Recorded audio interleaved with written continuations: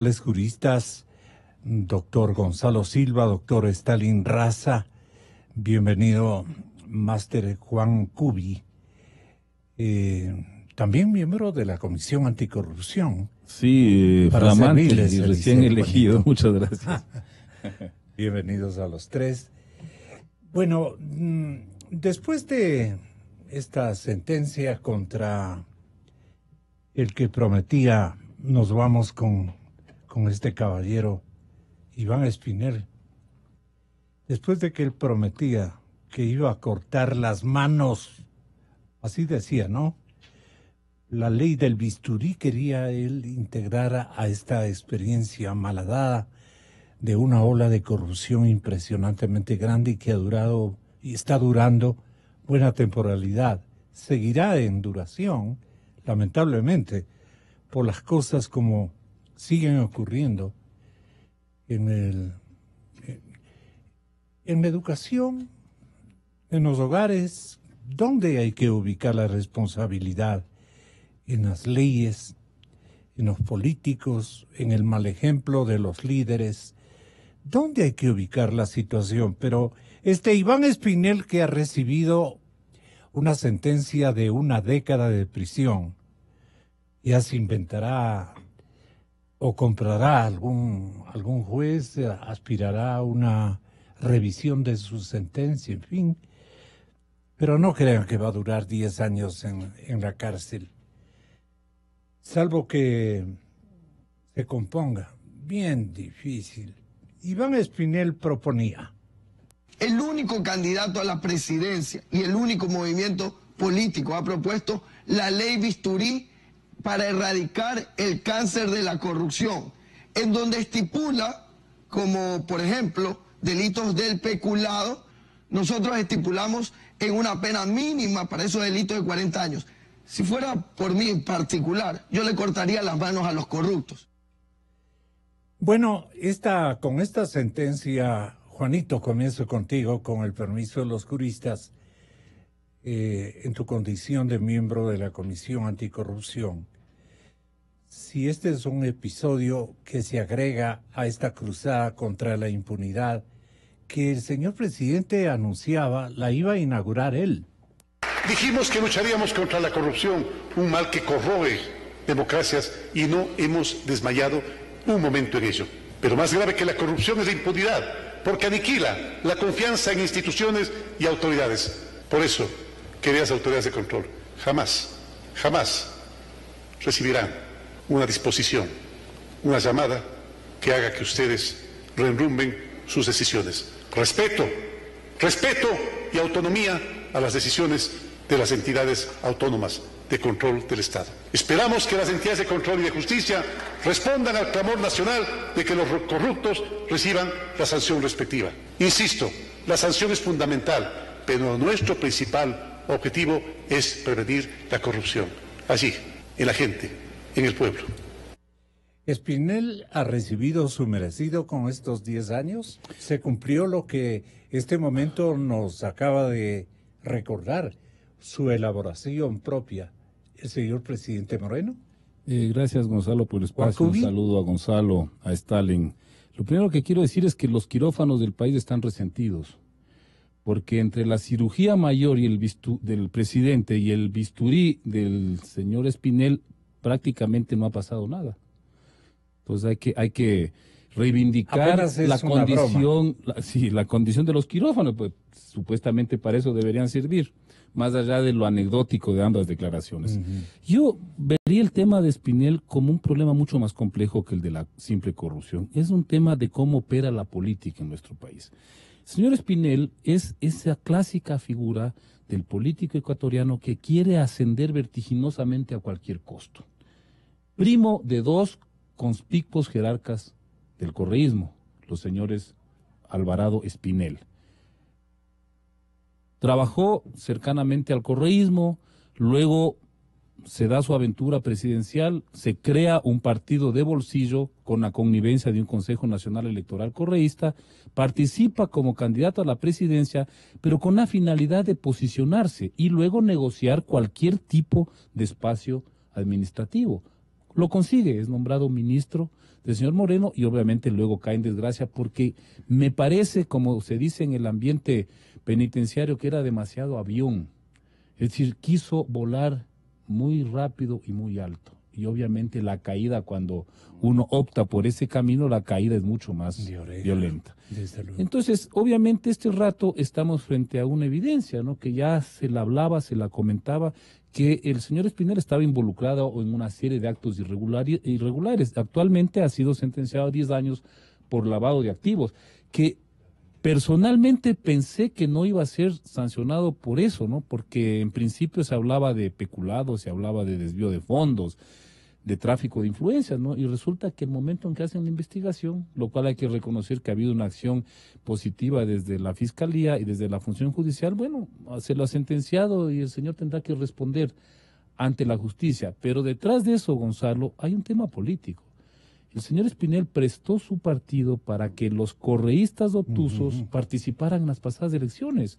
Y yo entiendo que debe haber una mínima corresponsabilidad política de los seguidores del señor Correa respecto de esta participación, porque, Gonzalo, en este país nadie presta un membrete electoral gratuitamente.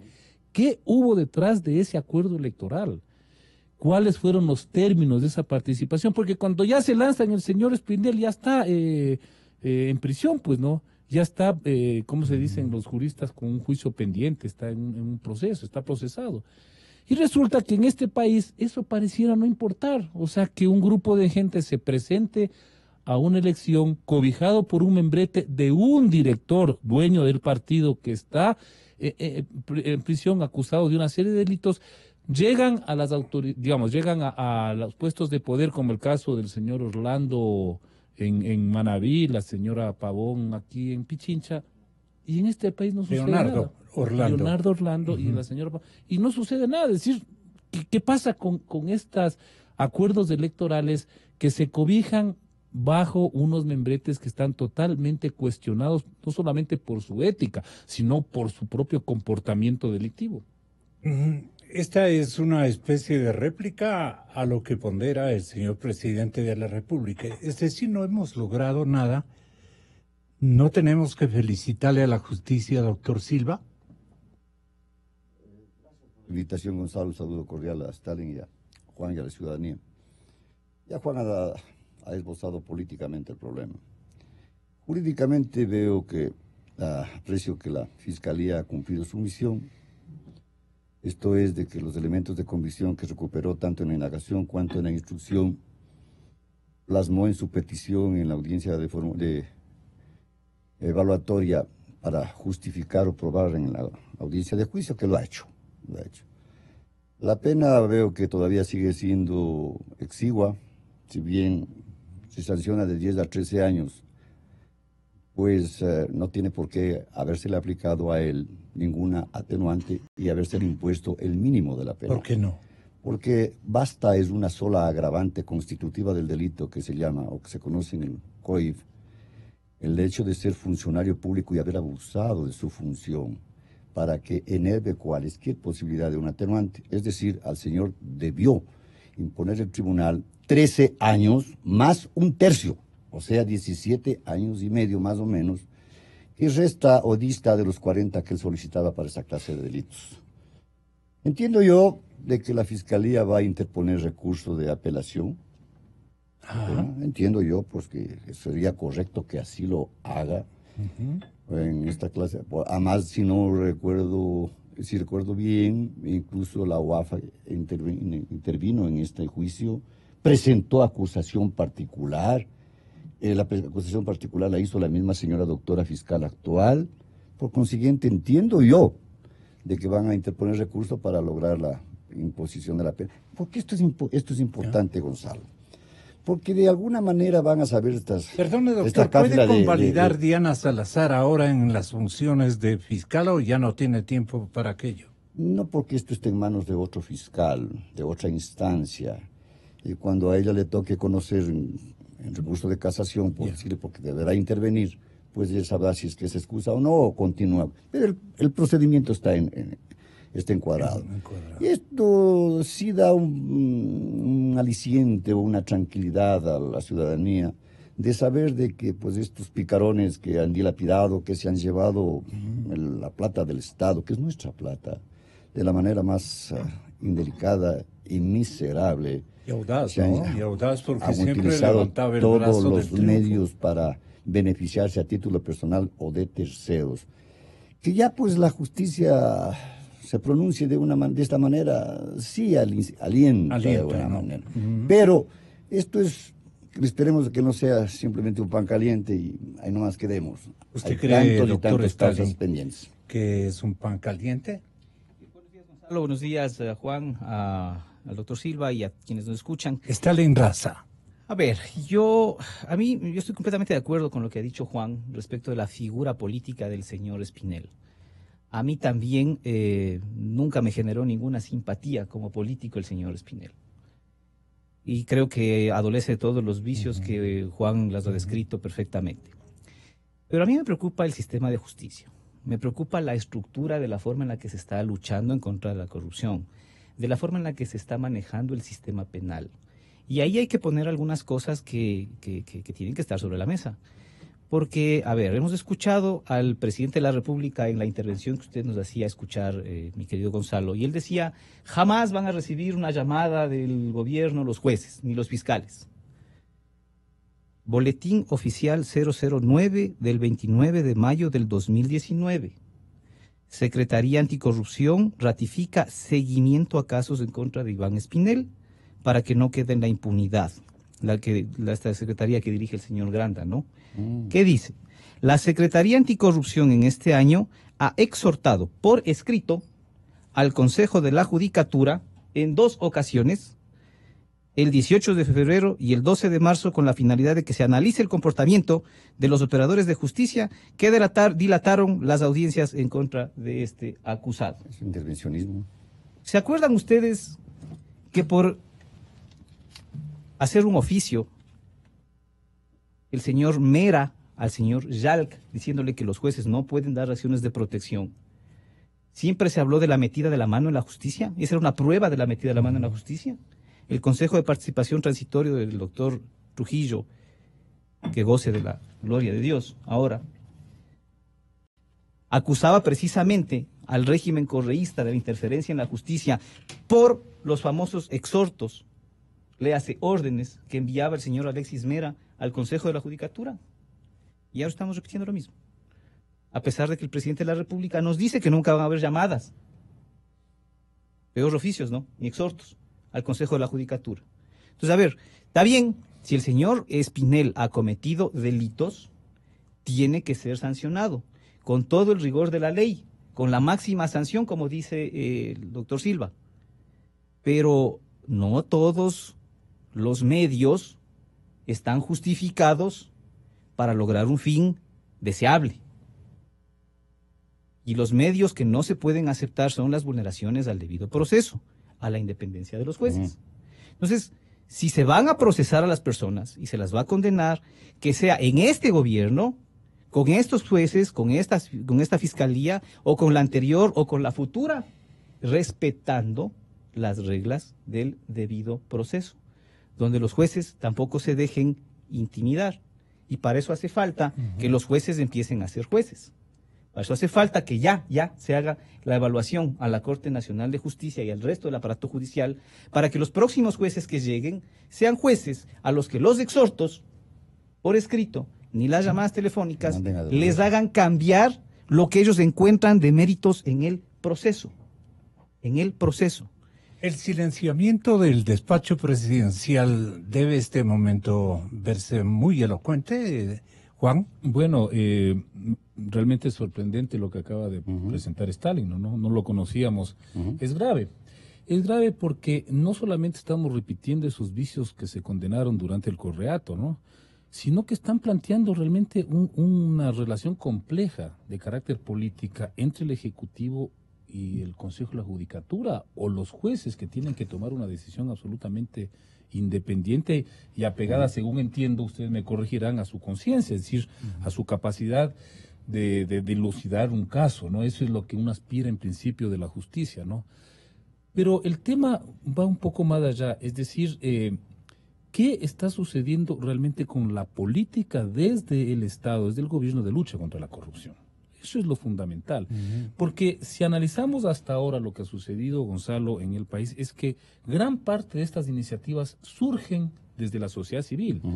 La Comisión Anticorrupción, yo soy parte, digamos, recientemente denominada, no puedo hablar mucho de ese aspecto sin estar empapado de su dinámica, pero reconozco lo que hicieron durante 4 años con la dirección del doctor Trujillo y luego de Jorge Rodríguez. El periodismo independiente, los casos, digamos, de Cristian Zurita, de Villavicencio, es decir, surgen estas investigaciones independientes que le presentan al país la evidencia de estos casos de corrupción. Y los medios les damos fuerza y vigor a esos resultados. Pero lo que uno esperaría es que exista una respuesta al mismo nivel de parte de las autoridades políticas. No es lo mínimo que uno espera, porque el gobierno sí tiene la potestad y la posibilidad de generar una lucha contra la corrupción, porque en la administración pública no se necesita la intervención de un fiscal para poder destapar cierto tipo de actos de corrupción, contratos ilícitos, sobreprecios, contratos amañados. Eso se lo puede hacer por vía administrativa, no juzgarlos, pero sí ponerlos a la luz pública. Y vemos que eso no está sucediendo.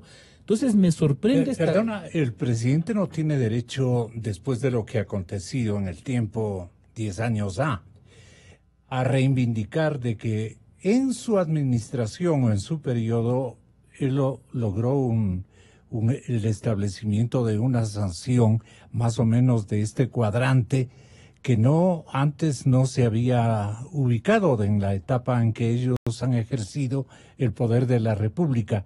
No tiene, dirá el presidente, no tengo el derecho de reivindicar que en mi periodo la justicia ha funcionado de otra manera y que yo he estado permanentemente exhortando a que cumpla con su deber. A ver, o esto debía silenciar el presidente. El mérito, y hay que reconocerlo, el mérito del presidente fue haber convocado la consulta de febrero del año pasado para designar un Consejo de Participación Ciudadana, que es el que en gran medida ha logrado revertir esta vieja lógica que nos heredó el Correato. Eso sí es un mérito, pero realmente lo que hemos conseguido es una acción, es una digamos, decisión que compete a este grupo colegiado de los consejeros del Consejo de Participación Ciudadana para tratar en buena medida de sanear las instituciones del Estado, nombrando un nuevo fiscal, nombrando una nueva Corte Constitucional, tratando, digamos, de recomponer en buena medida esa institucionalidad demolida por el correísmo. Pero pare de contar.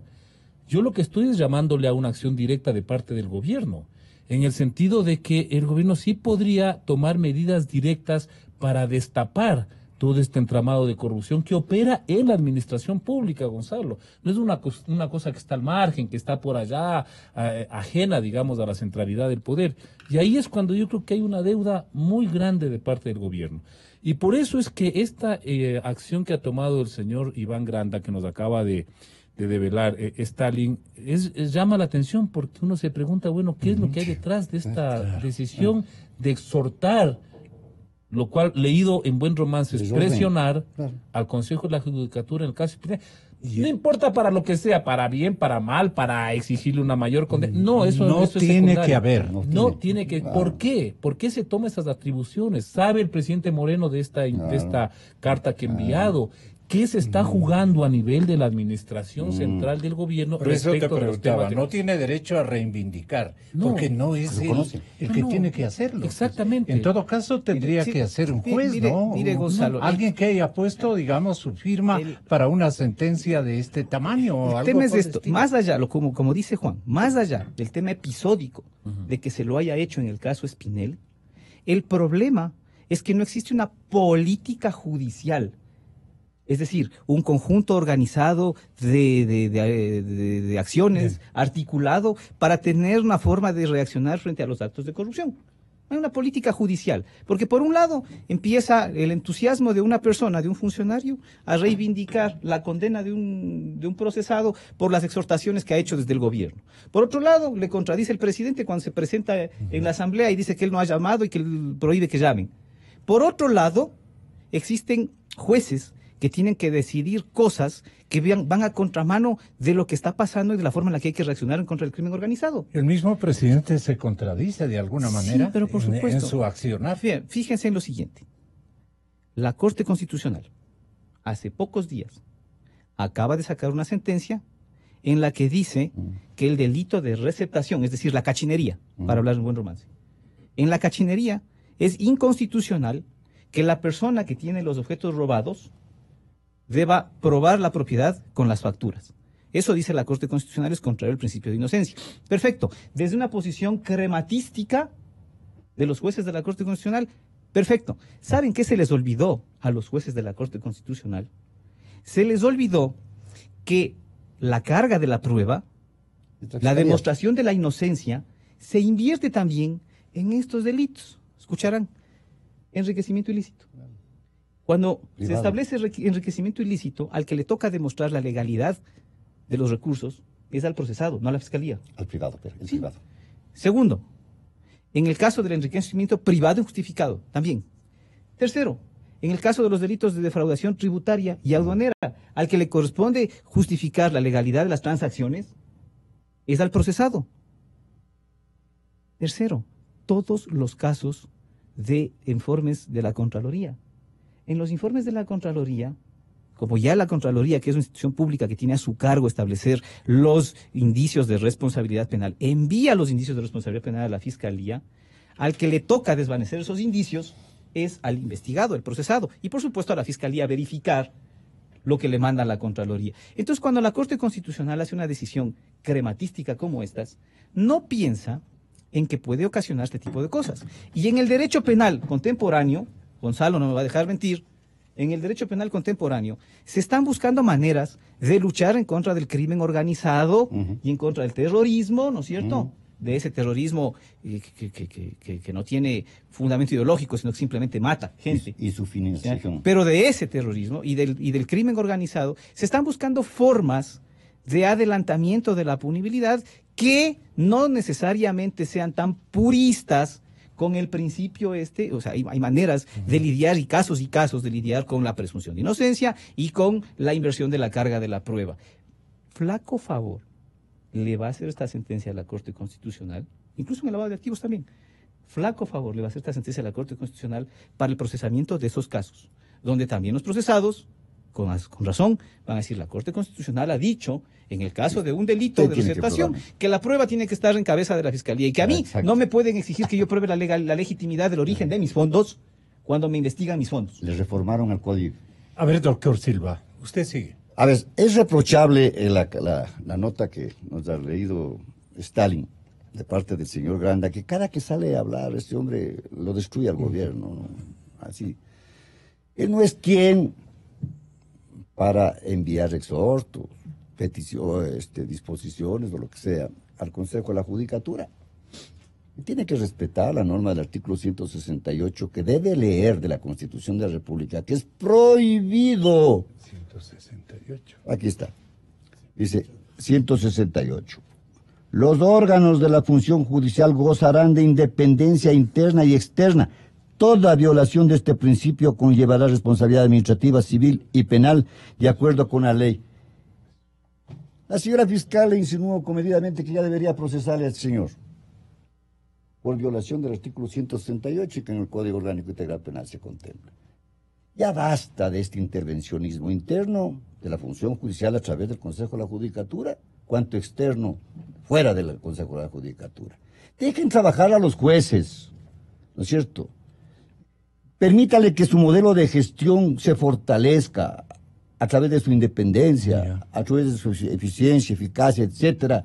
Pero dejen trabajar, que no existe este intervencionismo. Cuestionemos, sí, las decisiones que existan o que se den o se brinden del Poder Judicial que no tenga el debido asidero, la debida motivación, lo que llamaba o le explicaba algún momento Stalin, este desfaz de aplicar el debido proceso, que no son más que reglas de comportamiento y con eso caminamos todo. Pero aquí estamos vulnerando todos, nosotros mismos, o sea, nosotros cuando hablamos nosotros, todos los que están fuera del Poder Judicial. Este señor Granda es uno de ellos. Preocúpese de otras cosas, no de esto. Entonces, Gonzalo, yo hacía una especulación, un Desde acto luego. especulativo benigno respecto de esto del señor Granda. Vamos a suponer que exista la preocupación de parte de las autoridades del gobierno respecto de la probidad de los jueces. Porque eso ha sido una costumbre en este país, dudar de la probidad, de la independencia, de la rectitud de los jueces. Pero esa no es la manera, pues, de combatir esa duda. Lo que hay que hacer es lo que se viene planteando hace mucho tiempo, una evaluación de la Corte Nacional de Justicia, jueces y toda la administración, y entonces corregir desde una lógica institucional y coherente con los principios, digamos, de constitucionales y legales, para optar, para luchar porque en este país exista una justicia que realmente responda a las expectativas y necesidades de la ciudadanía, pero no con estos mecanismos. Vea, Gonzalo, y perdón la interrupción, solamente dos cositas Doctor rápidas. Raza. Dos ejemplos más, dramáticos. En los casos de los delitos sexuales y de delitos de violencia contra la mujer y el núcleo familiar, que son execrables, que tienen que ser juzgados, que tienen que ser perseguidos por el sistema, en fin. Pero los jueces están atemorizados.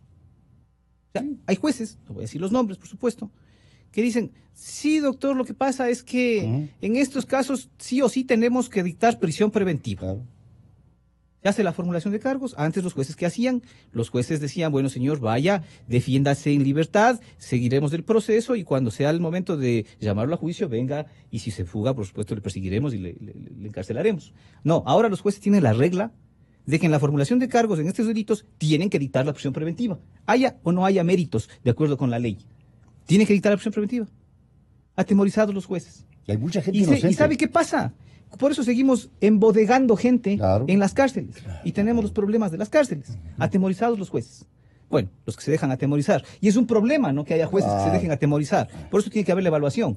Pero están atemorizados. Otro caso. De 1 a 10, ¿cuántos jueces creen ustedes que están atemorizados? ¿8? 8, 7. Sí, porque han sido casos escasos los casos, valga el pleonasmo, de los jueces que se han atrevido a decir, oiga, me están presionando. Aquí en Quito había una juez, en Azuay hubo un juez también que lo hicieron. Bueno, valientemente. doctor, le dicen. Y por A lo- último, y termino al con este superior. caso, el otro caso, clamoroso. Yo no soy abogado, ni mucho menos, ni del señor Spinell, ni del caso que voy a contar. Claro. El señor Ola Bin Ya. es un claro ejemplo de una persona extranjera que está presa por lo que es, no por lo que ha hecho. Porque hasta ahora no sabemos qué es lo que ha hecho. Es un señor, no sé de dónde es, sueco, que ha sido amigo del señor Assange. Le ha ido a visitar. Ha coincidido con el señor Patiño, dicen en algunos vuelos. Ya. ¿Y qué ha hecho? ¿Qué ha hecho? Porque le acusan de interceptar, de vulnerar los sistemas informáticos. ¿Dónde estás? Y le niegan la posibilidad de defenderse sin prisión preventiva. Le niegan la posibilidad real establecida en la ley de rendir fianza, caución. ¿Qué opina de esto? ¿Por qué? Porque los que están atemorizados. Doctor Silva. Mire, Gonzalo, los problemas de la Administración de Justicia, no de ahora, de algún tiempo, se subsumen para mi criterio en 3. El problema estructural, el problema presupuestario y el problema procesal. Allí está. Y los defectos claros, evidentes, son el formalismo exagerado y la lentitud desesperante. Esto no ha cambiado, con nada ha cambiado. Entonces, lo que decía Juan hace un momento, evaluaciones. Sí, está dentro de este plano estructural, pero con ejes claros. Tenemos que acudir a un talento humano, a un modelo de gestión, a una cooperación interinstitucional, a una infraestructura civil, tecnológica, etcétera. Pero quedémonos en el talento humano. ¿Quiénes o a quiénes les designan como jueces, fiscales, etcétera? ¿Son lo suficientemente evaluados cognitiva, actitudinal y procesalmente? Les han hecho, yo coincidía con el doctor Trujillo, que en paz descanse, y después no sé por qué él se separó de ese criterio que mantuvo. De que deben los jueces, deben los funcionarios que van a integrar los órganos de control, someterse a 4 puntos evaluatorios. Eran el polígrafo, ¿no es cierto? Un examen toxicológico, un examen de patrimonio y un psicológico y psiquiátrico. Yo le aseguro, Gonzalo, más allá de que me están escuchando, porque esta radio escucha a todo el mundo, de que el 90% de funcionarios judiciales están enfermos. Y acudiendo a lo que Rossi decía en algún momento, este criminalista clásico, sanos y anormales son la mayoría de delincuentes. Entonces, si no tenemos este talento humano establecido, porque no existen planificaciones ni estratégicas ni metodológicas, se ha desperdiciado el tiempo.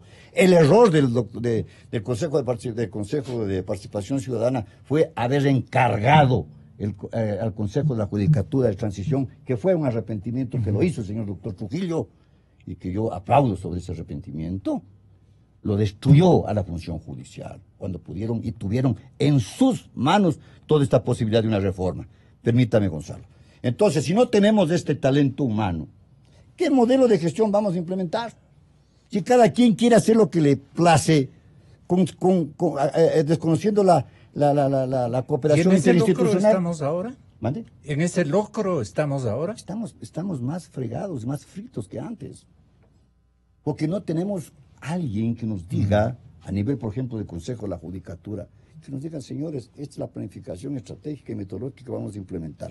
Con este plano estructural, este plano presupuestario, este plano. ¿Dónde? ¿Cómo vamos a hacer? ¿En qué tiempo vamos a hacer estas actividades y objetivos a corto, a mediano y largo plazo? No importa que mañana nosotros salgamos, pero no se ha cumplido todo, pero ya está encaminado. No tenemos nada. Entonces cada quien maneja. ¿Cómo ascienden o cómo les califican o cómo les reconocen la actitud de los fiscales y jueces? Por el número de resoluciones. Pero les cualitativo, cuantitativo. Y lo cualitativo, nada. Lo cuantitativo, eso sí importa. Entonces no es así. Vamos a la argumentación de la contraparte, porque ese es un derecho que asiste al abogado defensor César García. Yo instruí y pedí... ¿Defensor de Olavini o de Espinel? De Espinel. Ah, ya. De Espinel. No, el Olavini le dejamos para otro momentito. Perfecto. César García no descarta presentar, obviamente lo que presumíamos, no descarta presentar una apelación ante la Corte Provincial de Justicia del Guayas, por considerar que el tribunal no hizo una valoración concreta o correcta más bien de la prueba, o por aplicar el Código Orgánico Integral Penal COIP, que no estaba vigente en el 2010 cuando se inicia el periodo de investigación. Sostenemos que al doctor Iván Espinel no le era aplicable el COIP, sino la Ley de Prevención de Lavado de Activos. La sentencia que debió haber recibido en caso de ser declarado culpable es de 6 años, y hay mucha jurisprudencia en ese sentido, dice García. Doctor, a ustedes los juristas en primer lugar, obviamente, y luego el comentario de Juanito. Mire, este es el drama. Doctor Raza. Gracias, Gonzalo. Este es el drama del Ecuador y de la política judicial inexistente en el Ecuador. A mí me gusta hablar con ejemplo. Voy a poner el ejemplo. No, yo no soy hincha, pero me gusta que gane la liga. Cuando juega el partido de la liga. Entonces eres hincha. No soy hincha, me gusta que gane. Pero hincha es el que va y en el estadio se desgarra y todo lo demás. Pero a mí me gusta que gane la liga. ¿Ya? Entonces, cuando juega la liga con el Aucas, a mí me gustaría que gane la liga. Pero no me gustaría que la liga gane. No me gustaría que la liga gane metiéndole codazos al contrincante, o peor todavía, nosotros con pensando penal, árbitros, vea, doctor. Peor me todavía, imaginaba los González. Peor todavía, con penales pitados por faltas inexistentes, ¿no es cierto? Así no me gustaría que gane la liga. Esto más o menos es parecido. Cuando los jueces, la fiscalía y los abogados defensores están en el juicio, pasa algo similar. Los jueces tienen que pitar bien. Porque si no, después, ¿qué pasa? En el caso de los partidos ya no hay cómo apelar, pero en el caso de los juicios, esto va donde los jueces superiores, y los jueces superiores revisan. Y cuando se dan cuenta de que los penales están mal pitados, tienen que anular el proceso, el partido, o tienen que cambiar el resultado del partido. Y después nos quejamos, los jueces corruptos que han revisado la sentencia. A ver, si los hechos, en el caso del señor Espinel, fueron cometidos durante la vigencia anterior al COIP, tienen que juzgarse con la Ley de Prevención del Lavado de Activos, no con el COIP. Juzgar, aplicar la sanción del COIP es inconstitucional. Si la sanción del COIP es más grave que la sanción de la ley de lavado de activos, porque hay un principio constitucional que dice que la ley posterior no beneficia cuando es más grave al acusado. Entonces, a ver, esto es lo que tiene que... Para decir que la sentencia está bien dada, para decir que estamos haciendo justicia de verdad, el partido tiene que ser limpio. Y si después se revisa y se mira que no fue aplicable esa ley y que lo único que hubo fue la intención de mandar un mensaje de que estamos poniendo la condena más grave, lo que va a pasar aquí o afuera es que después va a ser revisada esas sentencias. Como ciudadano, don Juanito, para que nuevamente vuelvan a intervenir desde el lado judicial el doctor Silva y el otro penalista, el respetable doctor Raza. Te quiero decir que el señor doctor García, defensor de Espinel, dice, a ver, mi cliente fue condenado por un lavado de activos de 267,000, incluso pone la cantidad, debe ser importante para que así lo señale. Según él, en la audiencia de juzgamiento, el tribunal sostuvo que el dinero ilícito de este lavado provenía del delito de enriquecimiento ilícito. Y eso es imposible porque ese delito, cuyo proceso entraría en los próximos días en etapa de juzgamiento, solo se puede cometer por parte de un funcionario público en el ejercicio de su cargo, y los únicos delitos que atañen a la función pública con la concusión, el cohecho y también es el peculado. A ver, Gonzalo, yo en primer lugar no tengo la mala costumbre de hablar de cosas que no conozco. En este caso estoy con dos juristas que saben a fondo la temática, no me voy a meter en un campo. ¿Pero qué te dice no tu sentido solo común? Advierto para no meter la pata. Yo más bien haría una separación en el caso del señor Espinel a propósito de lo que dice su abogado. Por un lado está el delito en sí, ¿no? Que entiendo que incluso lo relacionan con su función previa cuando estuvo en el IES, ¿no es cierto? Cuando era funcionario, ¿no? A mí me preocupa es el tema político electoral, porque si él hubiera sido simplemente juzgado por lo que hizo cuando era funcionario del gobierno anterior, bueno, sería un caso más de corrupción de los tantos que ocurren en este país. El tema es que él crea un partido político de bolsillo, se lanza de candidato a la presidencia y a partir de ahí logra irrumpir en la administración pública del actual presidente con una fuerza inusitada, porque aparece como que es una cuota electoral para reforzar ese llamado que hizo el presidente Moreno a una amplitud política e ideológica en su nueva administración. Pero eso se da porque él consigue legalizar un partido y participar en elecciones. Y a mí me parece que eso es desde la perspectiva de un ciudadano que debería también investigarse. ¿Cómo es posible que en este país se creen partidos de la noche a la mañana, de bolsillo, con la venia de estas autoridades que eran totalmente sumisas al Ejecutivo de Correa y que luego tengan de alguna manera una posibilidad de ser protagonistas de la vida política y a partir de ahí entrar, por ejemplo, como ministros del actual gobierno? Eso me parece que tiene que ser debidamente analizado, porque ahí creo que están fallando todo lo que implica el sistema político electoral de este país. Cómo se califican a los partidos, cómo se les permite una participación electoral. Seguramente le asignaron fondos para la campaña. Cómo luego de esa participación aparecen todos los devotos del expresidente Correa y se amparan en un partido que ya estaba no solamente condicionado por la forma en que fue creado, sino por la propia participación de su máximo dirigente o presidente del partido. Yo creo que eso es lo que tenemos nosotros que dilucidar.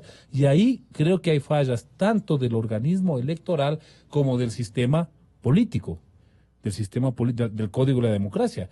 Porque a mí me parece una burla, para este país que existan una serie de funcionarios electos en las urnas que han sido cobijados por esta lista 5. Correcto. Apreciaciones de connotación política, pero también ciudadana. Ahora viene la parte jurídica o judicial. Doctor Silva. Gonzalo, no estoy de acuerdo en lo que ha manifestado Stalin respetuosamente. ¿Por qué razón?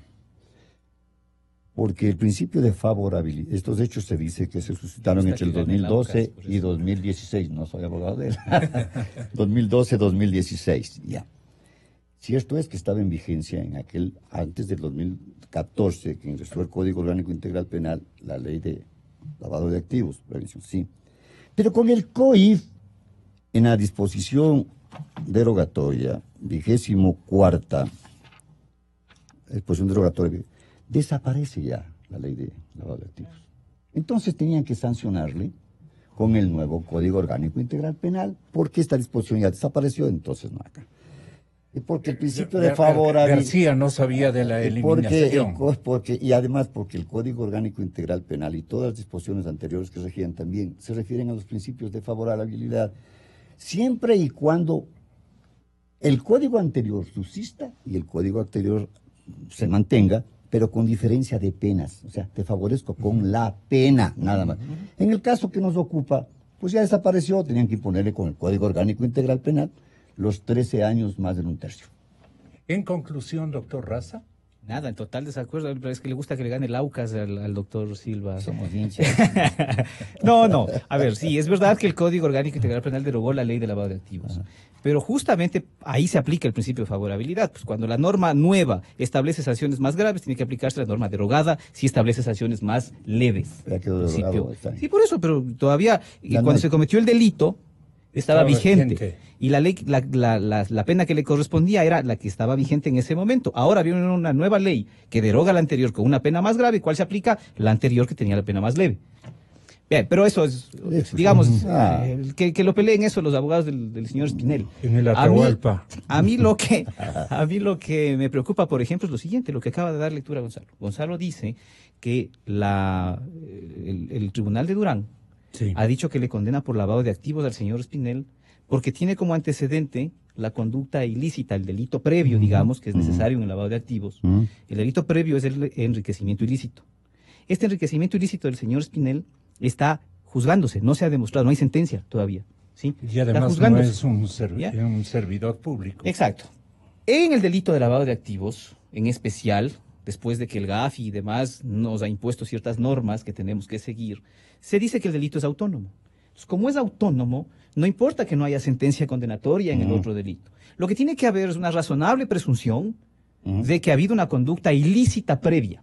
Eso es lo que se establece en la doctrina como el antecedente necesario para que haya una sentencia de lavado de activos. ¿Ya? ¿Qué pasa?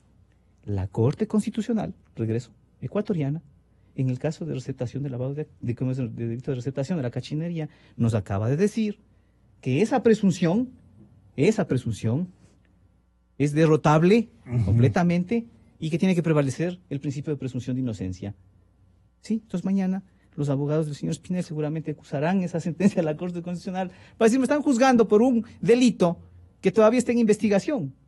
No hay sentencia todavía. ¿Y dónde queda mi presunción de inocencia? Está incólume. Por eso digo yo, más allá del caso del señor Espinel, al Ecuador le falta una política judicial para que no hayan estos cortocircuitos, para que se entienda que es necesario hacer una lucha contra el crimen organizado, contra delitos graves como ese y como el terrorismo en especial, en donde la ciencia penal actual contempla la posibilidad de hacer adelantamientos de la punibilidad y de atenuar de alguna manera estas presunciones de inocencia y de invertir las cargas de la prueba. Pero aquí en el Ecuador lo que nos conformamos es con mantener actitudes nuevamente crematísticas y no entender ese debate que existe hoy contemporáneo, porque si no vamos a tener herramientas, para luchar eficazmente contra eso, contra el crimen organizado. ¿O qué? ¿Le jugamos al crimen organizado con todas las garantías que le aplicamos a cualquier persona que está acusada de una infracción de tránsito? No, pues la desigualdad de armas ahí no se aplica. Las garantías del procesado sí, de acuerdo. Pero depende de cada caso también. Las escuchas telefónicas, por ejemplo. No se puede uno pensar que se tiene que tener el mismo estándar para hacer escuchas telefónicas al cachinero que el que se tiene que tener para aquel que está preparando un gran ataque terrorista y hacer explotar una bomba. Hay que tener proporcionalidad en el uso de las herramientas, los allanamientos. Ahora van y allanan departamentos donde no hay nada. Avisando con una semana de anticipación. Y antes de la apelación, doctor Silva, la defensa del exministro podría plantear, dicen, un recurso de aclaración o ampliación de la sentencia en los puntos que considere que está bastante oscuro. Esto ha expresado el mismísimo doctor García, pero no confirmó si hará uso de ese derecho. La verdad es que a los 3 otros procesados por lavado de activo del tribunal, el Tribunal de Garantías Penales los sentenció a 3 años y 4 meses de cárcel. 3 años y 4 meses de cárcel y al pago de una multa de $10,000. En cambio que al cliente de este doctor, a Iván Espinel, de este doctor García, a Iván Espinel le multan con $505,000. ¿Cómo es esto? Dice García. A ver, sobre la multa, vamos. La ley de activos establece como multa el duplo más del delito que se ha sentenciado. Si son 260, más o menos supera los 500,000, entonces está bien esa imposición de la multa, ¿no es cierto? Y a los otros 2 les hayan sentenciado con menor pena, el tribunal no sé qué criterio tuvo para hacerlo. Sin embargo, ese es un agravante más. ¿Por qué? Porque han participado 2 o más en este delito. Mire usted, entonces tenían que imponer el máximo de la pena. Pero sí le sirve como recurso de... El que ha solicitado un recurso de aclaración o ampliación, que son recursos horizontales, que se conoce en la doctrina jurídica. Dilatan el proceso y nada más. No es mucho tiempo para dilatar, porque si bien no está contemplado en el Código Orgánico Integral Penal estos recursos, se acude como norma supletoria al COGEP. Y el procedimiento es inmediato. O sea, se presenta el recurso para que aclare determinados puntos, porque no van a reformar, ya está dicho eso. Se notifica a la otra parte para que contesten 24, 48 horas o 72 horas, a veces dan los tribunales, y en forma inmediata se pronuncia. Y tienen el plazo o el término ahí ya para interponer el recurso de apelación a la Corte. O sea, es inmediato. Esto no va más allá de 15 días total. Pero, doctor, dice el defensor García, lo mínimo que va a pasar en la Corte Provincial de Justicia, siguiendo obviamente la lógica jurídica, es que la sentencia va a tener que bajarse a 6 años. ¿Qué opinan ustedes? Le manifesté, Gonzalo, de que el principio de favorabilidad existe siempre y cuando se mantengan 2 códigos, uno cuando sea derogado, pero que, digamos, dos disposiciones legales sobre el mismo delito, que le favorezca al uno y le perjudique en penas al otro. Aquí estamos hablando de delitos del 2012 al 2016, se ha aplicado el Código Orgánico Integral Penal, que a mi entender la Fiscalía ha considerado y que es procedente. Ya, ¿y usted, Stalin? No sé, yo no voy a, o sea, ya dejé sentada cuál es la diferencia con Gonzalo sobre eso, pero yo no voy a discutir qué número de años le corresponde al señor Espinel. Lo que sí me parece llamativo es que el abogado ya está yendo a pelear por el número de años nomás, no por la inocencia. Entonces yo creo que ya con eso está aceptando pues, que ha cometido. Y eso creo que lo que acaba de decir Stalin es clave. Porque más allá de los años, el hecho de que esté sentenciado y que su abogado a lo mejor admita o acepte que en efecto cometió este delito, eso proyecta hacia la sociedad una imagen que yo creo que es positiva por ahora. Es decir, saber que los delitos con los fondos públicos son sancionados, tarde o temprano, con mayor o menor gravedad, pero que son... Primero, lo que queda oscuro es la aplicación del COI. Bueno, yo en eso no me voy a meter mucho, pero el otro tema es que... Tienes que enterarte, Juan. Voy a tener que volver a las aulas universitarias de estudiar Derecho, ¿no? No, el otro tema, Gonzalo, es que yo espero que este tipo de hecho público termine por aclarar a una gran parte de la ciudadanía lo que en efecto vivimos en la década pasada y que se prolongó al gobierno actual, porque el señor Espinel estuvo en el gobierno de Correa y estuvo en el gobierno de Moreno. Es decir, era ese hilo conductor de Alianza País que constituyó una lógica de corrupción desde el poder político que personalmente creo que no se ha terminado. Por eso es que siguen apareciendo casos casi que a la semana, ¿no? Y yo espero que eso sirva para que una buena parte de la sociedad que todavía permanece o engañada o convencida de las supuestas bondades de los 10 años del correato, entienda que detrás de eso hubo toda una especie de estructura delictiva para llevarse los fondos públicos, que eso ya está denunciado incluso. O sea, con todo un entramado que era un entramado político, jurídico, policial, etcétera. ¿Para qué? Para garantizar no solo permisividad en el cometimiento de esos delitos, sino la posterior impunidad. Pues eso es lo que estuvo muy bien diseñado. Ojalá, porque yo escucho a veces a cierta gente que todavía está convencido de que detrás de esto hay una supuesta persecución política. Y ese es el argumento de todos los corruptos. ¿Es persecutorio? ¿Ah? ¿La intención del COI no fue persecutoria? Políticamente yo creo que hablando. Sí, yo creo que sí fue excesivamente punitivista, y eso lo he leído de prestigiosos juristas que analizan. El punitivismo es perjudicial para la propia convivencia social. Yo me alineo en esas políticas que son contrarias a ciertas versiones de los sectores más conservadores de este país, que abogan más bien por el incremento de penas, sanciones, persecución al delito, ¿no? Nuevamente le regresamos a ver al alcalde de Guayaquil. Exactamente. ¿No? Y a ese grupo de, digamos, de social cristianos que siempre fueron abogados de este tipo. ¿Usted qué opina, doctor Silva, finalmente? Mire, Gonzalo, todo esto tiene un antecedente. ¿Qué precedente genera El antecedente tenemos de toda esta gama de corrupción a través de la Constitución del 2008. Ahí está. En el año 2009 se crea el Código Orgánico de la Función Judicial, en que destruye a la función judicial. Destruye la función judicial. En el año 2010, una resolución del Pleno de la Corte Nacional de Justicia, creo que en el mes de marzo, en el cual se impone la obligatoriedad de la procedibilidad, que la Contraloría emita su criterio previo sobre los delitos de enriquecimiento ilícito y peculado, es decir, favoreciendo a todos los delincuentes. Ya, la misma Contraloría del Estado. Después, como norma, ingresa en el Código Orgánico Integral Penal. Entonces tenemos que el Contralor dice, pues ya hemos enviado, Poli decía, enviamos más de 1000 y pico de informes con presunción de responsabilidad penal. El Contralor actual dice lo mismo, una cantidad inferior, sí. ¿Y dónde está una fiscalía que diga basta con esta cuestión? Se ha estado reclamando y ahora estamos diciéndole también a la señora Salazar, ¿por qué no habla sobre este problema? Y con una sola resolución se bota al suelo. Yo soy la titular de la acción penal. Y mi independencia y autonomía está dada por la Constitución de la República.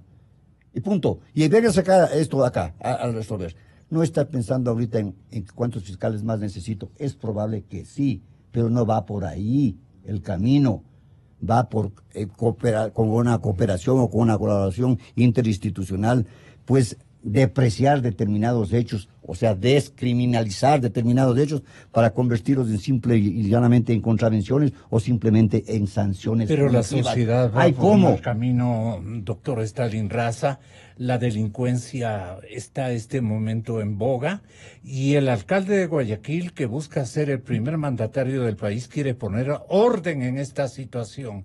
¿No cree que la mayor parte de los miembros de nuestra sociedad estamos, si aquí existe un pensamiento similar al pensamiento y a la iniciativa del alcalde guayaquileño, aquí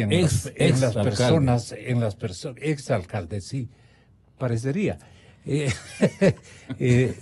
Claro, sería alcalde parecería emérito, emérito, de Guayaquil. Ya, pero parecería, señoras y señores, que hay una extensa cobertura de opinión, es decir, de una existencia de un pensamiento sólido, mayoritario de parte de la sociedad ecuatoriana, que quiere un vigoroso brazo que ponga orden en el país. ¿Qué dice Stalin Raza? A ver, el endurecimiento de penas ha demostrado a lo largo de la historia que no es eficaz para luchar en contra de la delincuencia. ¿Qué historia, por ejemplo, en América Latina? Hay cantidades de estudios Colombia, que hablan sobre eso.